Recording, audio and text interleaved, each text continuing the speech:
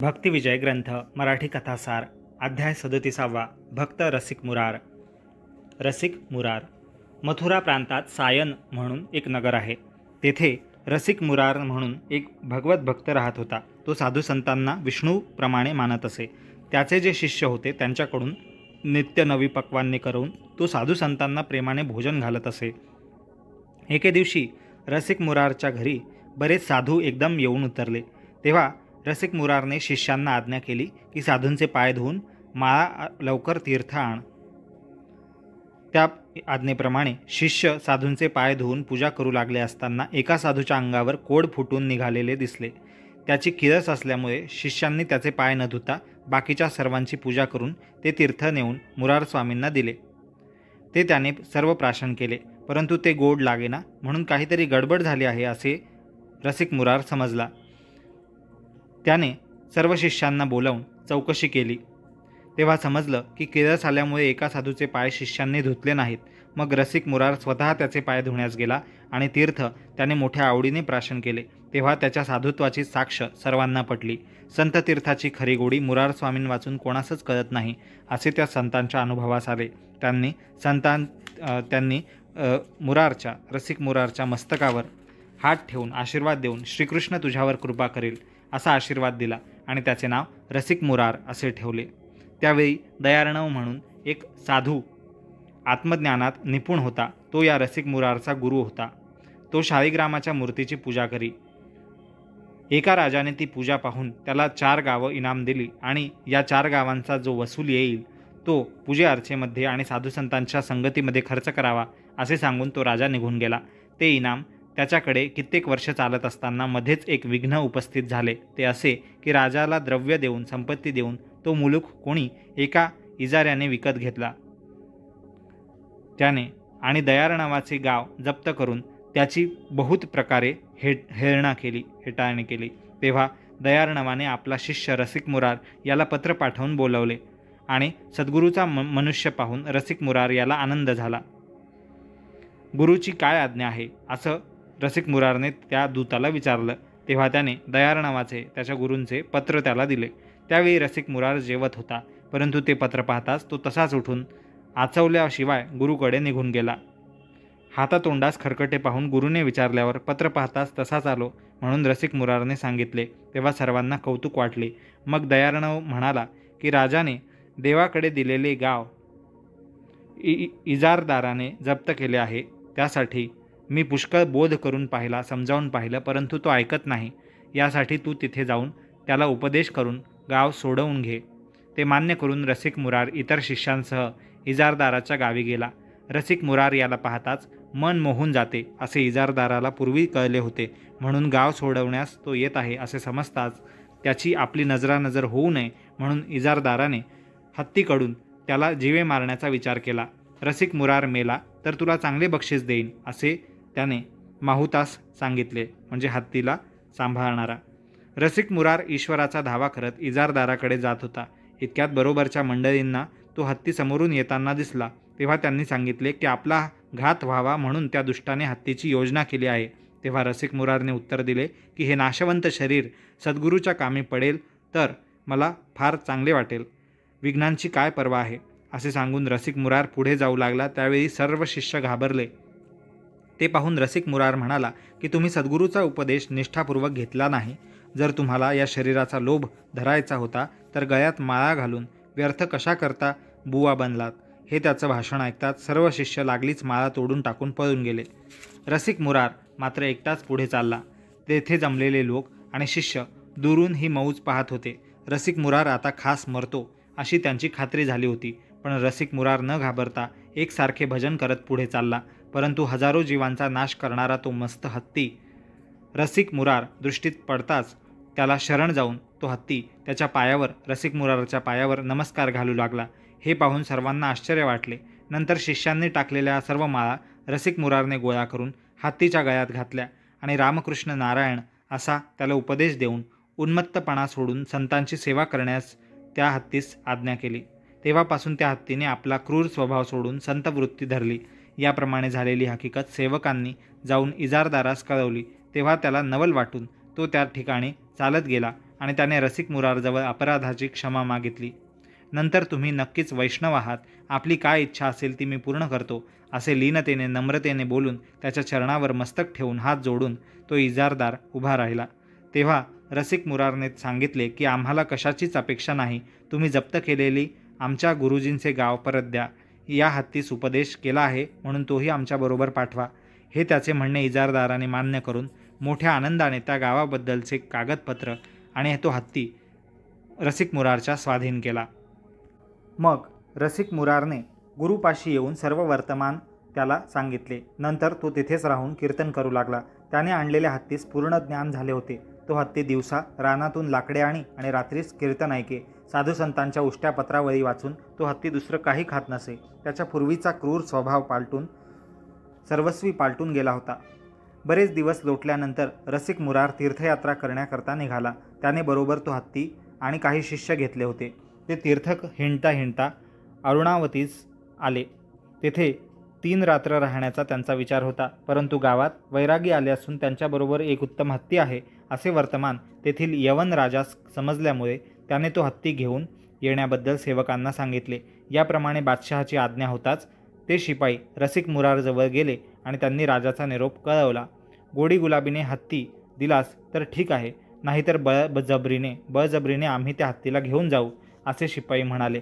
तेव्हा त्याने शिपायांना उत्तर दिले की विष्णू भक्ता वाचून हत्ती कोणाच्या हाती यायचा नाही. जर तुम्ही या हत्तीला धरण्यासाठी जाल तर तो तुम्हाला मारून टाकेल. ते त्याचे भाषण शिपायांनी न ऐकता ते त्याला पकडू लागले. तेव्हा तो हत्ती सगळ्यांना मारू लागला. तेव्हा नाईलाजाने ते शिपाई परत गेले आणि बादशहाने एका माहुतास संताचा वेश देऊन पाठवले. तो तुळशीच्या माळा घालून गोपीचंदनाचे टिळे लावून रामकृष्ण असे म्हणत हत्तीपाशी आला. तो माहूत कपट वेशाने धरण्यासाठी आला आहे असे जरी हत्ती समजला होता तरी त्याने मुखाने हरिनामाचा गजर चालवल्यामुळे हत्तीच्याने मस्ती करवेना. हत्ती शांतच होता. मग त्या माहुताने हत्तीला पकडून बादशहाकडे नेले. त्यावेळी संत सेवा अंतरली म्हणून हत्ती फार खिन्न झाला आणि 7व्या दिवशी त्याने गंगेच्या उदकात जाताच प्राण सोडला. त्याला सायुज्यता मुक्ती मिळाली त्या हत्तीला. इति शुभम. पुढील अध्याय 38वा. भक्त मीराबाई. उदयपूरचा राणा रतनसिंह याला मीराबाई नावाची एक कन्या होती. तो राणा मोठा विष्णुभक्त होता. त्याच्या घरी असलेल्या श्रीकृष्णाच्या मूर्तीची तो नित्य षोडशोपचारे पूजा करी आणि देवाला नैवेद्य दाखवल्यावर मग आपण भोजन करी. राजाची एकुलती एक मुलगी मीराबाई ही फार रूपवती होती आणि तिच्यावर राजाचे अतिशय प्रेम होते. ती लहान असताना तिच्या लग्नाबद्दल कोणी गोष्टी काढल्या की गोपाळकृष्णाच्या मूर्तीकडे बोट दाखवून हा माझा नवरा असे ती म्हणत असे. मीराबाई मोठी झाल्यावर एके दिवशी राजाने राणीपाशी गोष्ट काढली की मीराबाई आता उपवर झाली आहे, यासाठी उत्तम वर पाहून तिचा विवाह केला पाहिजे. हे पित्याचे भाषण मीराबाईने ऐकले तेव्हा ती म्हणाली की मी आपला नवरा पाहून ठेवला आहे. तो कोणता म्हणून विचाराल तर ज्याचे तुम्ही नित्य भजन पूजन करता तो गोपाळकृष्ण. त्याला मी मनोमनाने वरले असून तुम्ही मला गोपाळकृष्णास अर्पण करा. हे ऐकून राजा म्हणाला की ती पाषाणाची मूर्ती आहे.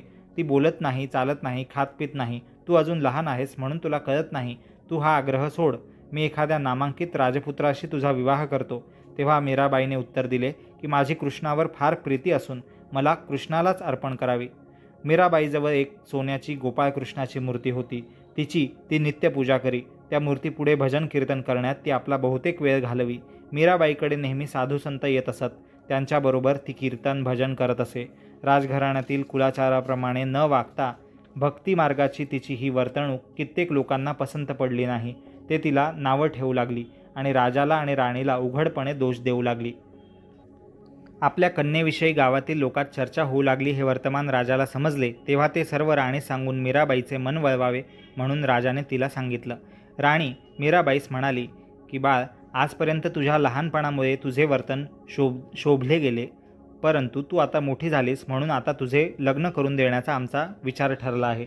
त्यावेळी श्रीकृष्णा वाचून अन्य पुरुष मला पित्यासमान आहे म्हणून तिने राणीस स्पष्ट सांगितले.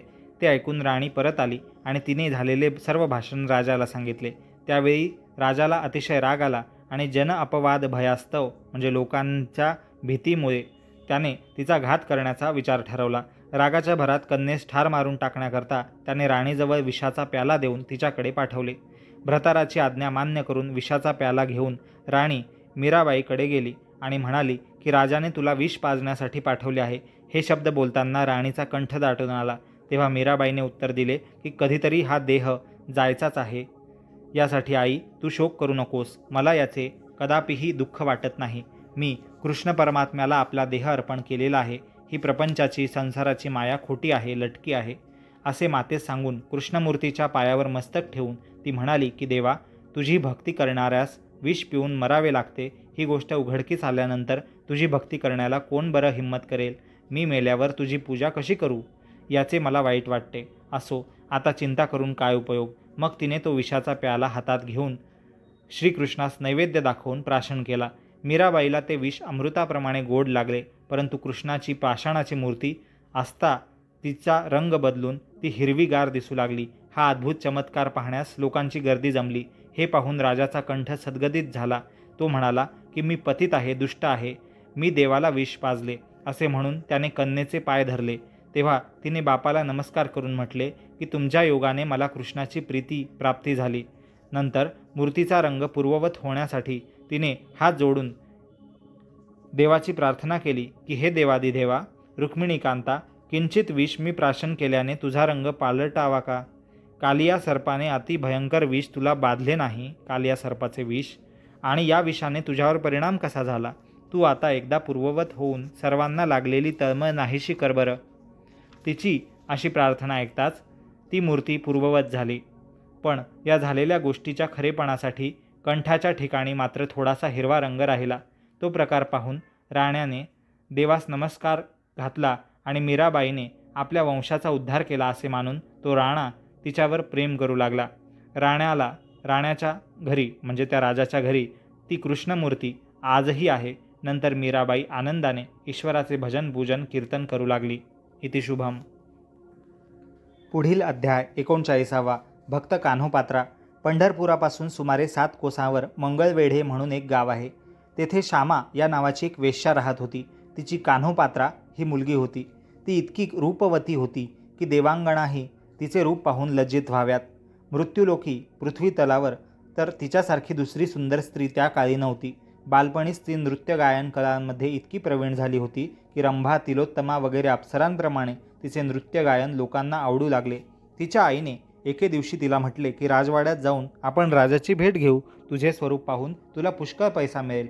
तेव्हा तिने आईस उत्तर दिले की माझ्या योग्य कोणी पुरुष नाही, हे तू जाणत आहेस. माझ्याहून जो पुरुष रूपवान असेल त्यालाच मी वरेन, असे सांगून ती स्वस्थ राहिली.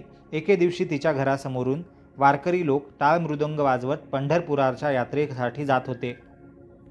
ते पाहून कान्होपात्रेने संतांना नमस्कार केला आणि तुम्ही कोठे जात आहात म्हणून विचारले.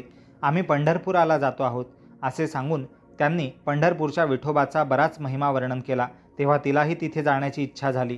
ती त्यांना म्हणाली की मी पंढरपुरास आले तर विठोबा माझा स्वीकार करेल का, अंगीकार करेल का? त्यांनी होय म्हणून सांगितल्यावर ती आईची आज्ञा घेऊन त्या यात्रेबरोबर पंढरपुराला गेली आणि महाद्वारी जाऊन ईश्वराचे गुण गाऊ लागली. तिने पांडुरंगाची बरीच स्तुती करून त्याच्या चरणावर मस्तक ठेवले. पुढे ती पंढरपुरास राहून प्रेमाने ईश्वराचे भजन करू लागली. एके दिवशी बिदरच्या बादशहाजवळ हिच्या स्वरूपाची कोणीतरी तारीफ केली. तेव्हा त्याने तिला धरून आणण्यासाठी शिपाई पाठवले. ते पंढरपुरात आले तेव्हा ती महाद्वारात कीर्तन करत होती. ते म्हणाले, जर तू सुखासमाधानाने येणार नाहीस तर तुला पकडून नेण्यास बादशहाने आम्हास हुकूम दिला आहे. बादशहाचा तो हुकूम ऐकून तिला काळजी वाटू लागली. कान्होपात्रेने त्यांना सांगितले की तुम्ही इथे बसा, मी आतून देवदर्शन घेऊन येते. नंतर ती देवळात गेली आणि दोन्ही हात जोडून प्रार्थना करू लागली की देवा, मी हा देह तुला अर्पण केलेला असताना मला धरून नेल्यावर दुर्लौकिक कोणाचा होईल, कोणाच्या नावाला बट्टा लागेल. तुझ्याच ना.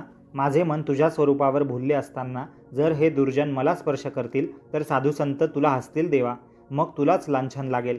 अशी तिची स्तुती ऐकताच विठोबाने तिचा प्राण आपल्या आत्मस्वरूपात मिळवला. कान्होपात्राने आपला देह तिथे मंदिरात ठेवल्यामुळे पुष्कळ वेळ झाला तरी ती बाहेर येईना म्हणून शिपायांनी पुजाऱ्यांना विचारले. तेव्हा त्यांनी सर्व हकीकत सांगितली. त्याचे भाषण शिपायांना खरे वाटले नाही. त्यांनी तिला पळवल्याचा आरोप पुजाऱ्यावर ठेवून त्याला नेऊन बिद्रास बादशहापाशी हजर केले आणि हकीकत सांगितली. त्यावेळी पुजाऱ्यांनी नारळ, बुक्का इत्यादी प्रसाद बादशहापुढे ठेवला. त्या प्रसादात चुकून केस निघाला. तेव्हा त्याला फारच राग आला. पुजाऱ्यांनी हा देवाचा केस आहे असे त्याला लिहून दिले. मग कान्होपात्रा देवळात नाहीशी कशी झाली, केस कसा आला वगैरे चौकशी करण्यासाठी स्वतः बादशहा पंढरपुरात गेले. त्या प्रसंगी पांडुरंग आपले रक्षण करील असा पक्का भाव मनात धरून पुजारी स्वस्थ राहिले. पंढरपुरात आल्यावर विठोबाचे ते मनोहर रूप पाहून बादशहा आनंदित झाला. त्याच्या मनातील सर्व संशय फिटला. त्याने देवाला साष्टांग नमस्कार घालून ब्राह्मणास आलिंगन दिले. पुढे पुढे पुजाऱ्यांनी त्यास तिथले चमत्कार दाखवले. कान्होपात्रेचा देह दक्षिणद्वारे नेऊन पुरला. तेथे त्याचा तरटी नावाचा वृक्ष झाला. तो वृक्ष अद्याप आजही दक्षिणद्वारी आहे. याप्रमाणे कान्होपात्रा निस्सीम भक्तीच्या योगाने ईश्वररूपी मिळाली. इति शुभम. पुढील अध्याय 40वा. भक्त दामाजी. दामाजी पंत हा बिदरच्या बादशहाच्या पदरी होता. त्याच्याकडे मंगळवेढ्याचा अधिकार होता, म्हणून तो मंगळवेढ्यास राहत असे. हा पांडुरंगाचा भक्त होता. भक्त दामाजी पंत. संसार मिथ्या आहे, खोटा आहे असे जाणून तो आपला बहुतेक वेळ विठोबाच्या भजनात घालवी. याप्रमाणे पुष्कळ दिवस लोटले. एके समयी असे झाले की त्या गावात मोठा दुष्काळ पडून सर्व प्राणी उपाशी मरू लागले. स्वस्त अगर महाग भावाने देखील धान्याचा एक कणही कुठे मिळेना. घरेदारे सोडून बरेच लोक देशोदेशी इतर प्रांतात निघून गेले, परंतु कित्येक दुर्बळ होते ते तिथेच राहिले. त्यावेळी पंढरपूर क्षेत्रातील लोकांची अन्नपाण्या वाचून फार दुर्दशा झाली. मंगळवेढ्यास दामाजी पंताकडे अन्न मिळेल अशी इच्छा धरून भुकेने व्याकुळ झालेला एक ब्राह्मण त्याच्याकडे गेला. त्याला दामाजीने नमस्कार करून भोजनास येण्याची प्रार्थना केली. तेणेकरून त्याला अतिसंतोष झाला. तो पंढरपूरचा ब्राह्मण स्नान करून आल्यावर दामाजीने त्याला भोजनाकरता पाटावर बसवले. जेवायला वाढले. नाना प्रकारांची पक्वान्ने वाढून त्याच्या पुढे पान ठेवले. शेवटी तूप वाढून संकल्प सोडून मंडळी भोजनास बसणार तोच ब्राह्मण रडू लागला. ते पाहून सर्व लोक आश्चर्यचकित झाले. त्यावेळी दामाजीने त्याला विचारले की महाराज, आपण का दुःख करता? तेव्हा तो ब्राह्मण म्हणाला की आज 4 दिवस झाले माझ्या घरी माझी मुले माणसे अन्ना वाचून मरत आहेत आणि मी इथे यथेच्छ भोजन करणार आहे. याचं मला फार दुःख वाटतं. तेव्हा दामाजी पंताने त्याला सांगितलं की मी 1 वर्षभर पुरेल इतके धान्य तुम्हाला देईन. तुम्ही काही काळजी न करता स्वस्थ चित्ताने भोजन करावे. हे ऐकून त्याला समाधान वाटलं. भोजन झाल्यावर 2 खंडी धान्य पंढरपुरास त्या ब्राह्मणाच्या घरी नेऊन पोचवण्याची आज्ञा दामाजी पंताने आपल्या सेवकांना केली. तेव्हा त्या ब्राह्मणास अवर्णनीय आनंद झाला. मग दामाजीचे सेवक बैलाच्या पाठीवर धान्याच्या गोणी भरून पोते भरून पंढरपुराला निघाले. तेव्हा रस्त्यात बायका पुरुषांनी त्या धान्यावर धाड पाडली. उपास काढून व्याकुळ झाल्यामुळे हताश होऊन त्या लोकांनी सर्व धान्य लुटून नेले. ते पाहून तो ब्राह्मण एकाएकी एकसारखा रडू लागला. इतके धान्य आता कुठून आणले म्हणून लोकांनी त्याला विचारलं. तेव्हा त्याने दामाजी पंताची स्तुती करून त्याने मला धान्य दिलं होतं म्हणून सांगितलं. नशिबाने प्रारब्धाने धान्य मिळालं, परंतु बायका मुलांचे नशीब फुटकं म्हणून पुन्हा माझ्यावर हा प्रसंग गुजरला असा तो नशिबाला दोष देऊ लागला. पंढरपुरापासून मंगळवेढे सुमारे 6-7 कोस अंतरावर आहे. तेथील लोकांना हे वर्तमान समजताच तेथील सर्व ब्राह्मण धापा टाकत दामाजी पंतांच्या घरी गेले. ते म्हणाले की शेठजी, पंढरपुरास दुष्काळ पडल्यामुळे अन्ना वाचून आमचे प्राण जात आहेत. तुमची कीर्ती ऐकून आम्ही इथे आलो आहोत. पात्रापात्र विचार न करता सर्वाभूती समता धरून आपण अन्नदान करता ही आपली ख्याती आहे. तरी अन्न देऊन या संकटकाळी आमचे प्राण वाचवावे. ईश्वर तुमचे रक्षण करील. हे ऐकून दामाजीचे अंतःकरण सद्गदित झाले. त्याने त्यांचे सांत्वन केले लोकांचे.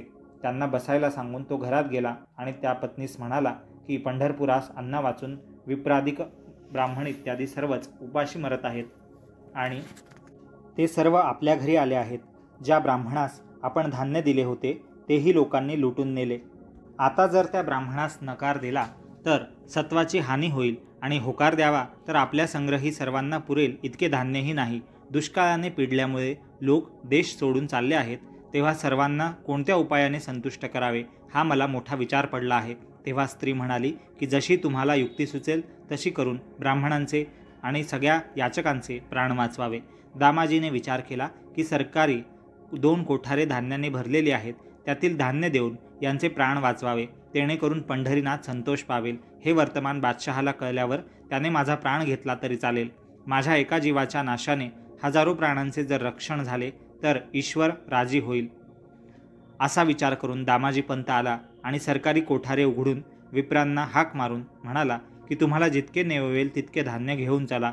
हे ऐकून दामाजी पंतावर विप्राचा आशीर्वादाचा वर्षाव झाला. विप्रांच्या आशीर्वादाचा, याचकांच्या आशीर्वादाचा वर्षाव झाला.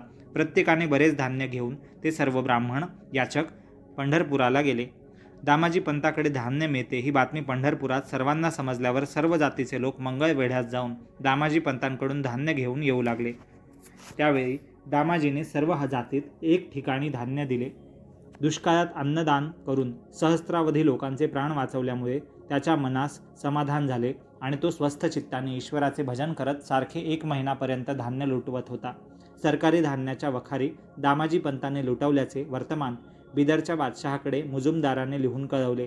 तो कानडी ब्राह्मण होता, परंतु विष्णुद्रोही असे. ते पत्र वाचताच बादशाही नखशिखांत आग झाली. बादशहाची आपली आज्ञा घेतल्याशिवाय आपलं धान्य लुटवलं, संपवलं म्हणून बादशहाला राग येऊन त्याने दामाजीला बांधून आणण्याकरता दूत पाठवले आणि तो आल्यावर त्याचा शिरच्छेद करण्याचा त्याने निश्चय केला. बादशहाच्या शिपायांनी मंगळवेढ्यास येऊन दामाजी पंताला पत्र दिले. बादशहाचे धरणे आले म्हणून गावकरी चिंताग्रस्त झाले. पत्र वाचून दामाजीने शिपायांना सांगितले की हुजुरास जाताना आपण पंढरपुरावरून जाऊ.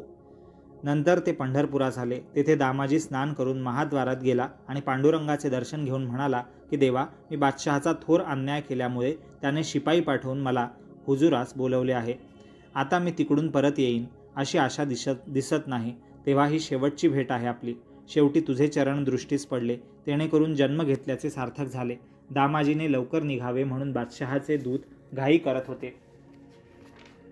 शेवटी पांडुरंगाला पुन्हा नमस्कार करून सत्यभामा, राधा, रुक्मिणी, मारुती, गरुड यांना वंदन करून दामाजी पंत तेथून निघाले आणि बिदरच्या मार्गाला लागले. इकडे भक्तांचा कैवारी वाचवणारा रक्षणकर्ता पंढरीनाथ विष्णू कृष्ण याची लगबग झाली. त्याने महाराचे सोंग घेतले आणि बिदरच्या दरबाराजवळ येऊन त्याने द्वारपालांना सांगितले की दामाजीकडून कागद घेऊन गडी आल्याची वर्दी सरकारास कळव. त्याला आत आणण्याची आज्ञा मिळताच शिपाई त्याला घेऊन बादशहासमोर गेले. तो जाताच बादशहाचा जोहार करून नमस्कार करून हात जोडून उभा राहिला. तू कुठून आलास वगैरे वजीराने चौकशी केल्यावर त्याने उत्तर दिले की मी मंगळवेढ्याहून दामाजी पंतांकडून आलो आहे. मी त्यांचा गुलाम असून माझे नाव विठ्या महार आहे असे सांगून त्याने बादशहापुढे कागद टाकला. ते पत्र चिटणीस वाचू लागला. तिकडे बादशहाचे पूर्ण होते. त्या पत्रात असे लिहिले होते की इकडे दुष्काळ पडल्यामुळे धारण महाग झाली. तेव्हा रुपयास पायलीप्रमाणे 700 खंड्या धान्य शिल्लक होते. ते सर्व विकले. त्याचा ऐवज विठू नाईक याच्याबरोबर पाठवलेला आहे. त्याला आम्ही कुल अखत्यार दिलेला आहे. तरी हिशेब करून ऐवज घेऊन त्याला पावती द्यावी, रिसिप्ट द्यावी.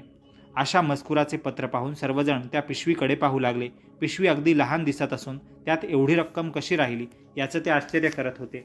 त्यानंतर हिशेब करून त्या पिशवीतलं द्रव्य संपत्ती मोजून घेऊ लागले. तेव्हा पिशवीतील द्रव्य संपेना, ती संपत्ती संपेना, तेव्हा ती रिकामी होईना. तेव्हा सर्वांना आश्चर्य वाटलं. मग बादशहाने ते पोते भांडारात ठेवले आणि दामाजी पंतांना उत्तर लिहिले की धान्याचे सर्व द्रव्य पावले. हे पत्र वाचताच तुम्ही मुजुमदारास बंदीत ठेवावे आणि मंगळवेढ्याचा अधिकार चिरकाळ तुम्हीच चालवावा. मग बादशहाने विठू नाईकास पोशाख वगैरे वस्त्र वगैरे देऊन त्याचा सत्कार करून दिल्यावर त्याने मुजरा करून पत्र मागून घेतले. बादशहाने हत्ती, रथ, घोडे, पालख्या, पोशाख असा शिरपाव शिपायांबरोबर दामाजीला पाठवून दिला. त्यांच्याबरोबर विठू नाईकही गेला. पांडुरंगाने केलेला हा चमत्कार दामाजीस ठाऊक नव्हता आणि बिदरकडून बादशहाकडून गेलेली मंडळी वाटेत दामाजी पंतास भेटली नाहीत. दामाजीला शिपायांनी बिदरास नेल्यानंतर तो आल्याची बातमी बादशहाला कळली. तेव्हा तो त्यांना सामोरा गेला. बादशहाने दामाजी पंताला आलिंगन देऊन म्हटले की तुमच्याकडून आलेल्या संपत्तीची पावती घेऊन तुमचा गडी विठू नाईक कालच इथून गेला. तुम्हाला तुमचा अधिकार देऊन शिरपावही आमच्या नोकरांबरोबर पाठवलं आहे. हे वर्तमान दामाजी पंताने ऐकल्यावर त्याला आश्चर्य वाटून हे कृत्य विठोबाचेच आहे, भगवंताचेच आहे असं दामाजी पंत समजले. मग त्यांनी बहुत प्रकारे देवाची स्तुती केली आणि माझ्याकरता इतकी मेहनत घेऊन देवा तू हे कष्ट केलेस, माझा कार्यभाग करून मला संकटापासून सोडवलेस म्हणून दामाजी पंतांनी देवाचे आभार मानले. सगळ्यात हीन असा महाराचा वेश विठोबाने घेतल्यामुळे दामाजी पंतांना परम दुःख झाले. त्याच्या डोळ्यातून अश्रू वाहू लागले आणि कंठ सद्गदित झाला. तेव्हा बादशहासुद्धा सर्वांची खात्री झाली, बादशहासहित सगळ्यांना खात्री झाली की हे काम साक्षात वैकुंठवासी श्री विठ्ठलाचेच आहे. 1,68,000 इतकी संपत्ती एका लहानशा थैलीत एकटा मनुष्य खांद्यावर टाकून घेऊन येतो, तसेच कितीही द्रव्य उपसले तरी पिशवी जशीच्या तशीच भरलेली राहते, यावरून तो नक्कीच महार नव्हता, साधारण मनुष्य नव्हता, निसंशय प्रत्यक्ष पांडुरंग मूर्ती होती, असे समजून सर्व मंडळी खिन्न झाली. हा प्रकार झाल्यामुळे यापुढे फक्त पांडुरंगाचीच सेवा करायची असा निश्चय ठरवून दामाजीने बादशहास विनंती केली की आता नोकरीची रजा द्यावी आणि मला पंढरपुरास राहण्याची परवानगी द्यावी. ते म्हणणे बादशहाने मान्य केले. दामाजीमुळे प्रत्यक्ष परमेश्वराचे दर्शन बादशहाला झाले. विठोबाने हा समाचार मंगळवेढ्यात जाऊन आधीच त्याच्या घरी कळवला होता. पुढे दामाजी पंत राजसेवा सोडून पंढरपुरास गेला आणि त्याने विठोबाला बहु प्रकारे आळवून याचना करून साष्टांग नमस्कार घातला. मग दामाजी पंत आपल्या कुटुंबास सुद्धा पंढरपुरास जाऊन राहिला आणि कीर्तन करून ईश्वराच्या सेवेत त्यांनी आयुष्य घालवले. इति शुभम. पुढील अध्याय 41वा. भक्त शांत ब्राह्मणी. शांत ब्राह्मणी या नावाचा एक बादशाह बिदरास बहुत दिवस राज्य करत होता. तो रात्रंदिवस स्त्री समवेत माडीवर विलास मंदिरात निमग्न असे सुखोपभोगात. एकदा त्या दोघांनी केळी खाऊन साली खाली टाकल्या. त्या साली एक भिकारी खात असताना बेगमने पाहिले आणि बादशहास तो भिकारी दाखवला. तेव्हा बादशहाला राग येऊन तो चाकरांना म्हणाला की कोणास आत येऊ देऊ नये असा तुम्हाला सक्त हुकूम असताना हा भिकारी आत कसा आला. हे ऐकून चाकर नोकर इकडे तिकडे जाऊन त्या भिकाऱ्यास मारू लागले. तेव्हा तो भिकारी आनंदाने हसू लागला. ते पाहून बादशहाने त्या भिकाऱ्याला विचारले की तुला इतका मार मिळत असताना तू हसतोस कसा. तेव्हा तो म्हणाला की मी फक्त केळ्याच्या साली खाल्ल्या तर मला इतकी शिक्षा मिळाली. मग तू त्यातील मगज खाल्लास, सगळं गर खाल्लास, केळ्यांची फळ खाल्ले. आता तेव्हा तुला कोणती आणि किती शिक्षा होईल याचे मला नवल वाटल्यामुळे हसू आले. तसेच मी नुसता या मंदिराजवळ आल्याबरोबर मला कैदखाना भोगण्याची शिक्षा मिळाली आणि तू तर रात्रंदिवस या महालात या मंदिरात राहतोस, तेव्हा तुझी पुढे काय गत होईल हे मला कळत नाही, म्हणून मला आश्चर्य वाटले. हे भाषण ऐकून त्या बादशहाला विरक्तता आली. तो कोणालाही न सांगता राज्य सोडून अरण्यात निघून गेला आणि ईश्वरप्राप्ती कशी होईल ह्याचा विचार करत असताना त्यास आषाढीची यात्रा पंढरपुरास चाललेली दिसली. त्या यात्रेबरोबर तो पंढरपुरास निघाला. तेथे त्याने पांडुरंगाचे दर्शन घेतले आणि आपला उद्धार व्हावा म्हणून त्याने देवाचा धावा केला आणि तेथे धरणे धरून बसला, हट्ट धरून बसला. तिसऱ्या दिवशी पांडुरंगाने त्याला स्वप्नात दृष्टांत दिला. समजावलं की कल्याणास सहजानंद स्वामी राहत आहेत, त्यांचा उपदेश तू घे. त्यावेळी एक विवेक सिंधूचे पुस्तकही पांडुरंगाने त्याला दिले. बादशहा जागा झाल्यावर ते पुस्तक पाहून त्याला नवल वाटले. ते पुस्तक तो वाचू लागला नेहमी. नंतर गुरुचा उपदेश घेण्यासाठी विठ्ठलाच्या सांगण्यानुसार तो कल्याण इथे गेला, परंतु गुरुची भेट झाली नाही. मग तो परत पंढरपुरात आला. तेथे सहजानंद स्वामींची भेट झाल्यावर त्याने स्वप्नातील सर्व वृत्तांत त्यांना निवेदन केला. तेव्हा सहजानंद स्वामींनी त्याला मंत्रोपदेश करून त्याचे नाव मृत्युंजय असे ठेवले. नंतर तो नारायणपुरास जाऊन राहिला. तेथे त्याला विज्ञान स्थिती मिळाली. तेथे भवराया म्हणून एक भाविक जंगम होता. त्याने मृत्युंजय नावाच्या एका यवन अवलियास शरण जाऊन त्याच्याकडून उपदेश घेतला होता. त्यामुळे समुच्चय नावाचा जो दुसरा जंगम तेथे होता तो आपणास श्रेष्ठ म्हणवत असे. मुसलमानापासून उपदेश घेतल्यामुळे त्याने भवरायावर बहिष्कारचा दोष ठेवला. तो भवरायाची निंदा करी, जेणेकरून त्याला खेद होई. पुढे भवरायाने हे आपल्या गुरुला सांगितले. तेव्हा तो म्हणाला की तू खेद करू नकोस, समुच्चयाला त्याच्या वागण्याचे प्रायश्चित्त मिळेल. त्यावेळी तेथे काशीपती नावाचा राजा होता. तो शिवभक्त असून रोज 10,000 जंगमास घरी आणून त्यांची पूजा करून त्यांना उत्तम भोजन देत असे. एके दिवशी असा चमत्कार झाला की सर्व जंगम मंडळी भोजनास बसण्यापूर्वी नैवेद्य दाखवू लागली असता एकाजवळसुद्धा शिवलिंग नाही असे आढळून आले. एकाएकी सर्वांकडील शिवलिंगे कशी नाहीशी झाली म्हणून त्यांना चिंता पडली. सर्वजण कुंठित होऊन खाली माना घालून बसले. तेव्हा काशीपती राजा म्हणाला की कोणीतरी साधूचा तुम्ही छळ केला आहे म्हणून तुमच्यावर हा शंकराचा कोप झाला आहे असे दिसते. ते ऐकून सर्व जंगम आपापसात कुजबुजू लागले. तेव्हा समुच्चय जंगम म्हणाला की भवरायाने पूर्वी यवनाचा उपदेश घेतल्यामुळे मी त्याची निंदा केली, पण आता मला पश्चाताप होतो आहे. ते ऐकून राजा म्हणाला की तुम्ही भवरायाचा गुरु मृत्युंजय याला शरण जा, म्हणजे विघ्न निवारण होईल. तेव्हा ते सर्व मृत्युंजयाकडे गेले. म्हणजेच भवरायाचा जो मुस्लिम गुरु होता, अर्थात तो आधीचा शांत ब्राह्मणी नावाचा बादशाह होता तो. त्याचं नाव आता मृत्युंजय आहे, त्याच्याकडे सगळे गेले आणि अन्याय कबूल करून त्यांनी त्याला सहर्व वर्तमान कळवले. ते ऐकून तो म्हणाला की तुम्ही स्वस्थ बसा. वेदांत आणि सिद्धांत असे माझ्याजवळ 2 कुत्रे आहेत. त्यांनी तुमची शिवलिंगे नेली असतील असे मला वाटते. मग त्याने त्या 2 कुत्र्यांना हाक मारून शिवलिंगे देण्यास सांगितली. तेव्हा त्या प्रत्येकाने 5-5 हजार शिवलिंगे तोंडातून बाहेर टाकली. परंतु त्यातून प्रत्येकाला आपले शिवलिंग ओळखता येईना, म्हणून त्यांनी पुन्हा प्रार्थना केली. तेव्हा शिवलिंगे ज्यांची त्यांच्याजवळ गेली. मग सर्व मंडळी आनंदाने शिवनामाचा गजर करू लागली व ज्ञानसागर अय्या असे त्यांनी मृत्युंजयाचे नाव ठेवले. ज्ञानसागर अय्या, अय्यप्पा असे. नंतर राजवाड्यात जाऊन सर्वांनी भोजन केले. ही गोष्ट होती बिदरच्या बादशहाची, जो भक्त शांतब्रह्मणी नावाचा होता. शांतब्राह्मणी, ज्याचं नाव पुढे मृत्युंजय झालं आणि त्याचंच नाव पुढे ज्ञानसागर अय्या असं झालं. इति शुभम. जय जय रामकृष्ण हरी. भक्तिविजय ग्रंथाच्या मराठी कथासारचा हा 9वा भाग इथे पूर्ण झाला. पुढील 10व्या भागात भानुदास आणि इतर संतांच्या कथा आपण ऐकूया. भक्तिविजय ग्रंथाच्या या कथा, यातून भक्तांचे अनुभव, त्यांच्या लीला, देवांच्या त्यांच्या रक्षणासाठी केलेल्या लीला ऐकून तुम्हाला काय बोध होत आहे ते अवश्य कळवा खाली कमेंट सेक्शनमध्ये. हा व्हिडिओ आवडत असेल आणि यासारखेच भक्तिविजय ग्रंथाचे इतर भाग पाहायची इच्छा असेल तर डिस्क्रिप्शन सेक्शनमध्ये प्लेलिस्ट दिलेली आहे, लिंक दिलेली आहे. तिथून तुम्ही प्रत्येक भाग पहिल्या अध्यायापासून भक्तिविजय ग्रंथाचे ऐकू शकतात, अनुभवू शकतात.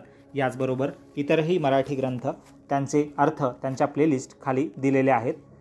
आपल्या गुड रीडिंग चॅनलवर साई सच्चरित्र, गरुड पुराण, दासबोध ग्रंथ, नवनाथ भक्तिसार ग्रंथ, संक्षिप्त गुरुचरित्र, रामविजय, हरिविजय ग्रंथ, अमृतानुभव, चांगदेव पासष्टी इत्यादी अनेक ग्रंथ, गणेश पुराण वगैरे उपलब्ध आहेत. त्यांचे प्रत्येक अध्याय किंवा समास, जे काही प्रकरणं असतील, त्यांचा अर्थ आपण तिथे व्यक्त केलेला आहे, सादर केलेला आहे.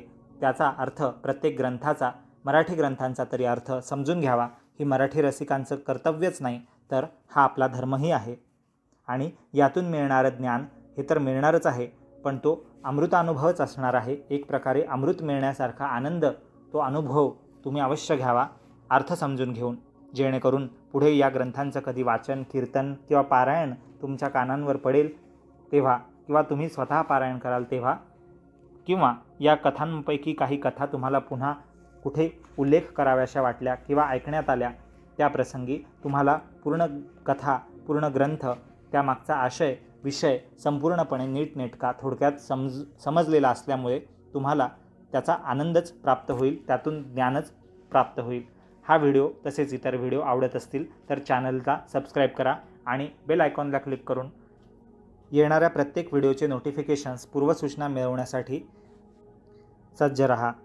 भेटूया पुढील भागात भक्तिविजय या ग्रंथाच्या 10व्या भागात, पुढील 42व्या प्रकरणापासून उर्वरित कथांचा भागासाठी. धन्यवाद. जय जय रामकृष्ण हरी. पंढरीनाथ महाराज की जय.